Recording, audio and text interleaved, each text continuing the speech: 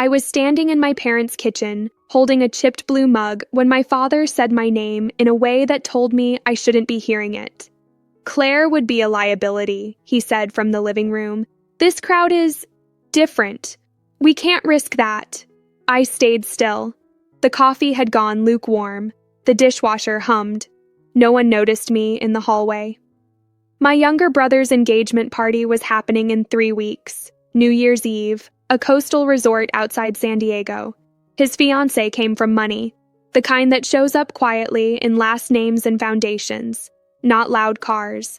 And somehow, I had become the problem that needed managing. My father kept talking. My mother agreed in a low voice. They spoke about optics, about first impressions, about how I asked the wrong questions at dinners. I didn't interrupt. I didn't correct them.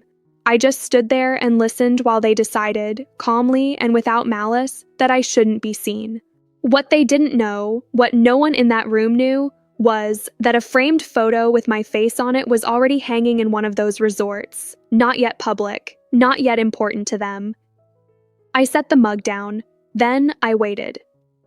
Growing up, I wasn't rebellious or difficult. I was quiet, observant. I noticed patterns early, even when I didn't have language for them. At family gatherings in Sacramento, while everyone else clustered around the grill or the television, I'd sit at the end of the table, counting how many people refilled their drinks and when. I asked why my uncle always left before dessert, why my aunt changed jobs every 18 months, why we talked about being comfortable, but still argued about bills. Adults laughed at first, then they started answering other people instead of me. My parents learned to intercept, a hand on my shoulder, a smile that didn't reach their eyes. "Claire, just relax," my mother would say. "You don't need to analyze everything." My brother Mark never had that problem. He knew when to nod, when to compliment a watch, when to stop talking. At restaurants, waiters remembered him. At school events, teachers leaned in. I learned early that attention wasn't the same thing as approval. One night when I was 16, I knocked over a tray at a graduation dinner, red sauce on white linen. The room went silent in that sharp, collective way. My father gripped my arm hard enough to leave a mark and whispered, "This is exactly what I mean." After that, I stopped trying to blend in. I went somewhere quieter instead. Numbers, systems, things that behaved the same way every time if you treated them honestly. In college, while my roommates went out, I stayed in with spreadsheets. Not because I was lonely, because it made sense. I liked watching chaos settle into order. I liked knowing why something worked. After graduation, I moved south to a small apartment near downtown San Jose. I worked remotely, hotels at first, small ones, independent places that couldn't figure out why their rooms were empty even when demand was up. I didn't tell my parents much about it. When I did, my mother nodded and asked if I was still between things. My father said it was good experience until I found something stable. Mark, meanwhile, went into corporate law. Photos and suits, new offices, new connections. My parents introduced him as the one who made it. At some point, I stopped correcting the story. I registered my consulting work under a shortened version of my name. I kept my camera off on calls.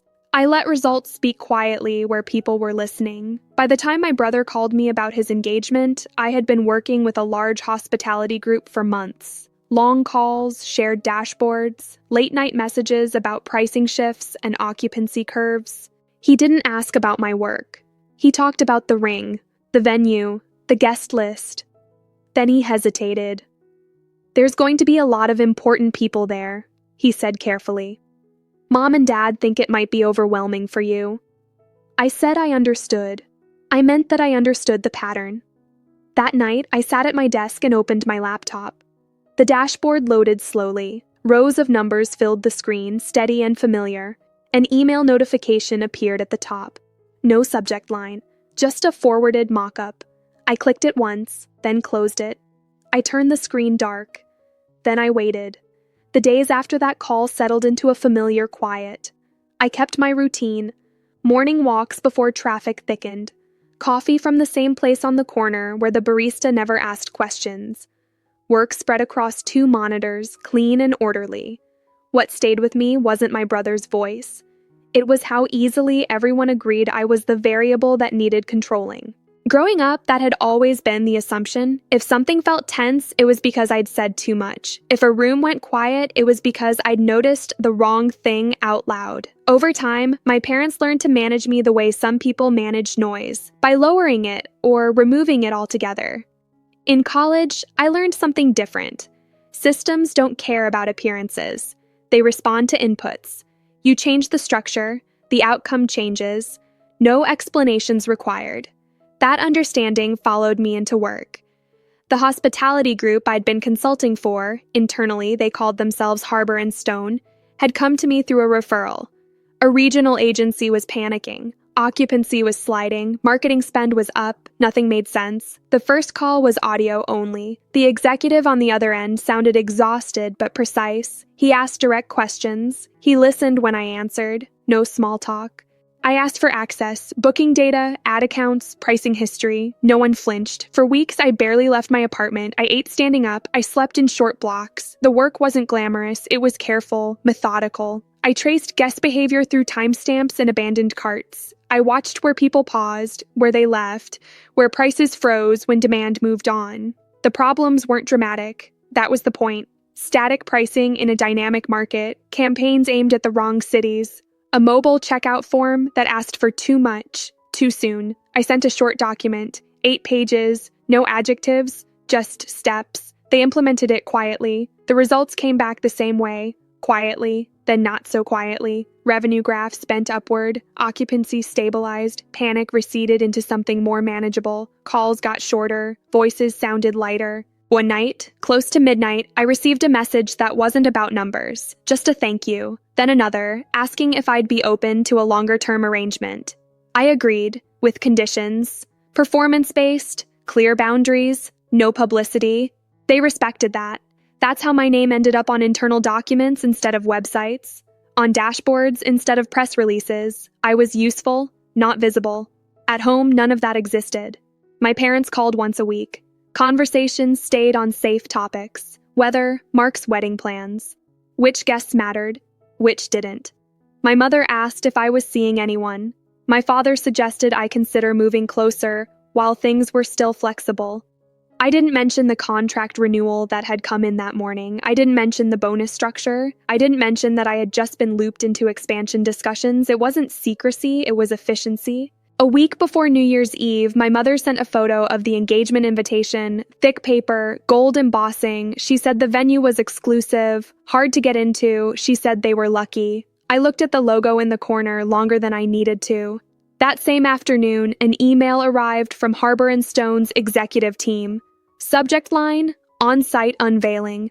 They were planning a partners and family event later in the season, a public acknowledgement of the turnaround, a physical installation in the main resort lobby. Attached was a revised mock-up. This time, I didn't close it right away. My name sat beneath a photo I barely recognized as mine. The title was simple, accurate.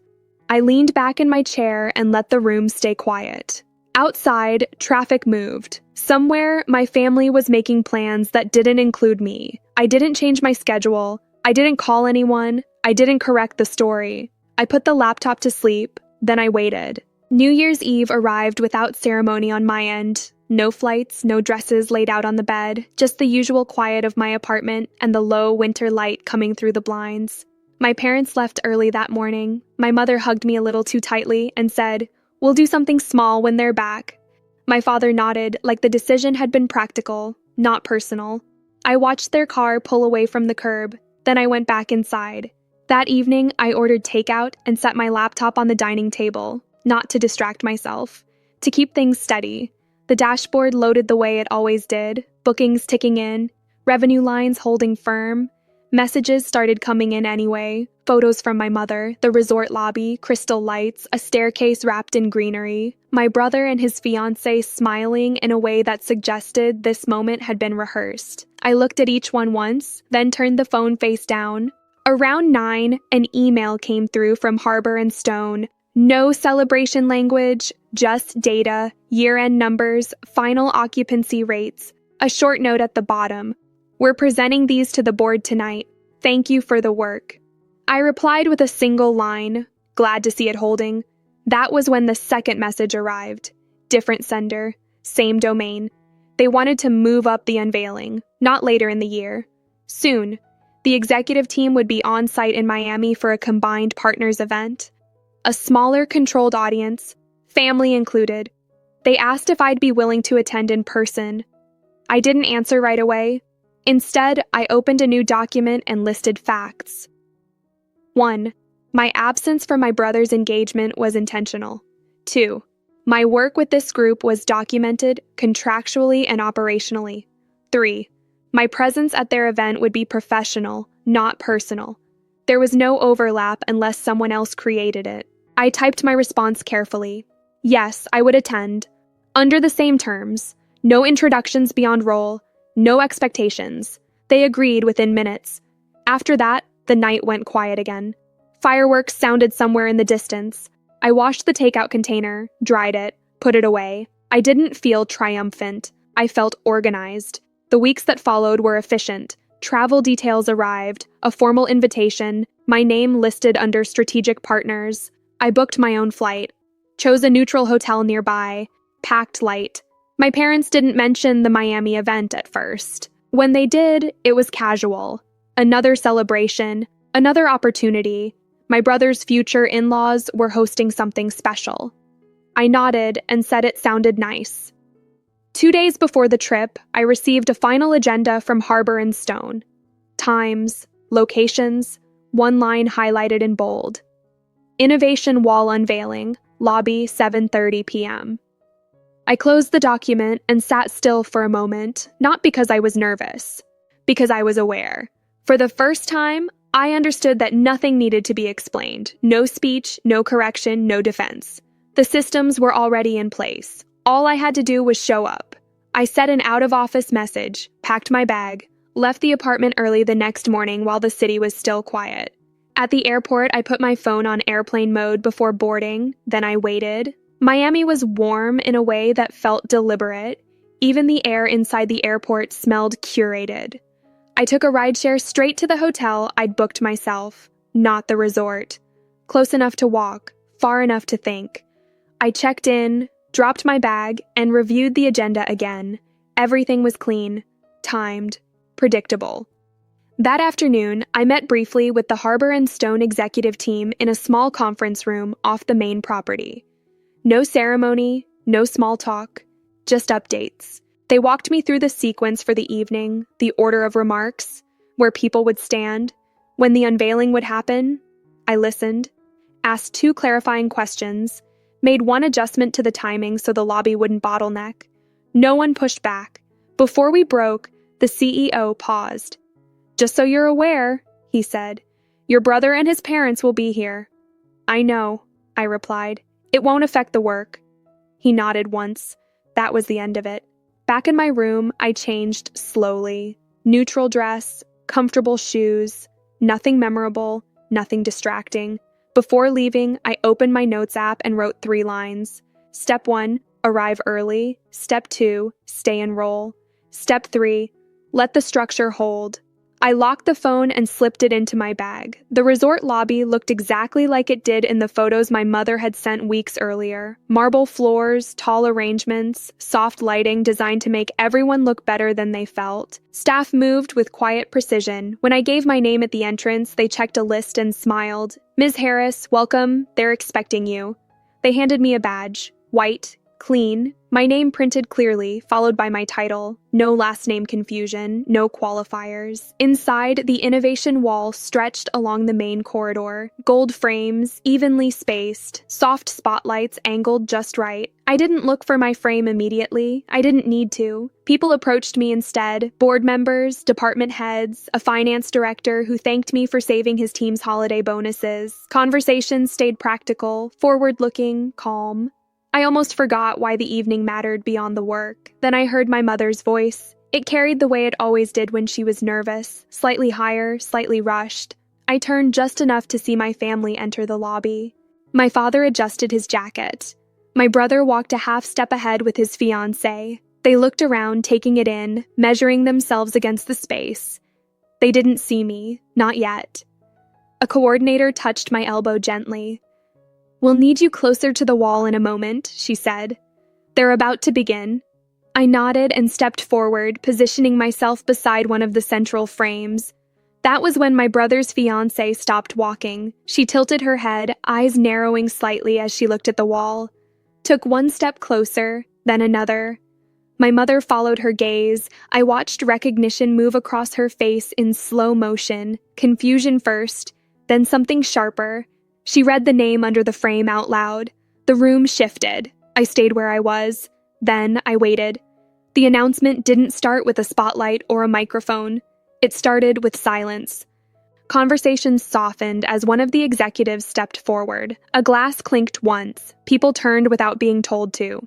The CEO spoke calmly. He thanked partners. He thanked staff. He spoke about stability, about decisions made when no one was watching.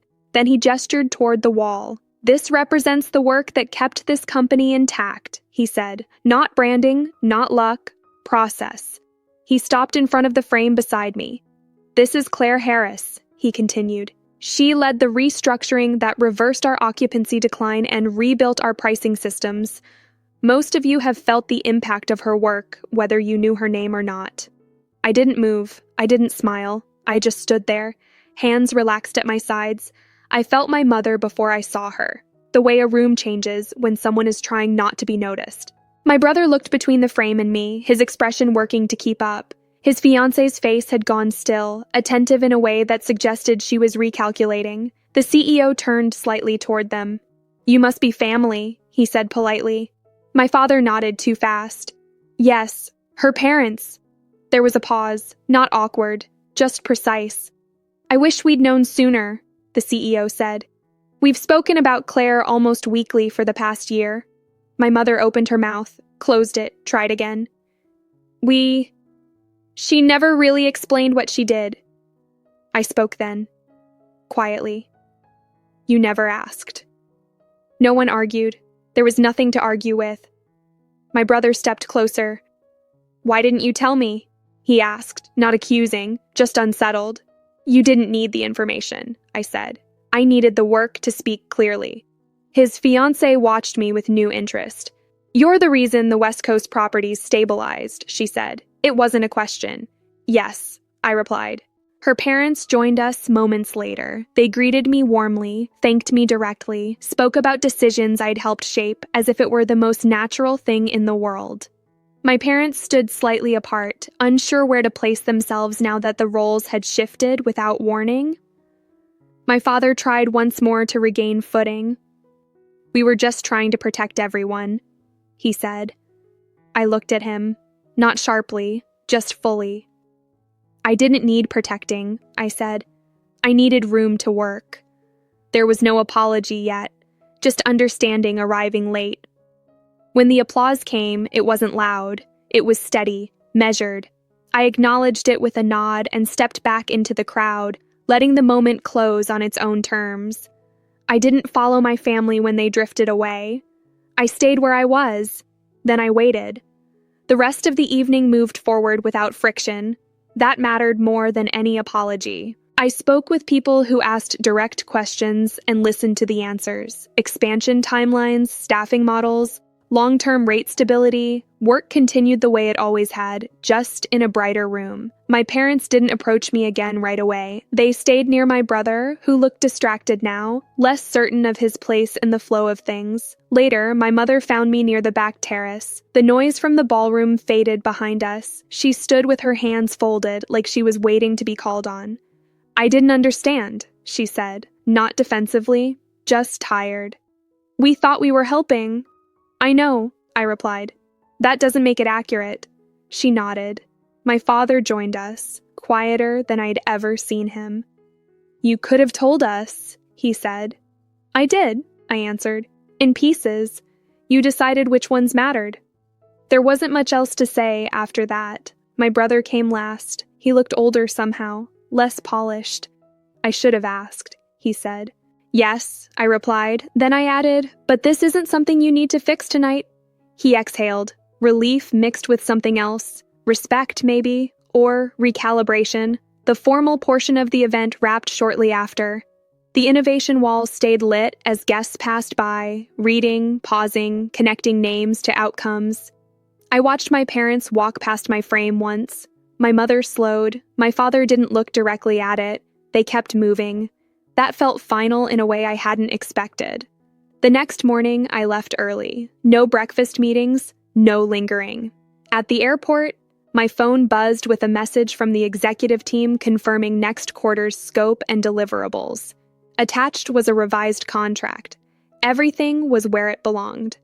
On the flight home, I cleaned out my notes app, deleted drafts I no longer needed, old reminders, half-formed explanations. I didn't feel like I'd won anything. I felt like I'd finished something. When I landed, I took a cab back to my apartment, unpacked slowly, did laundry, wiped down the counters. That night, I made tea and sat by the window while the city settled. The story had reached its natural end, and I let it stay there. A few days after I got home, my mother called, not to explain, not to smooth anything over, just to ask how my flight had been.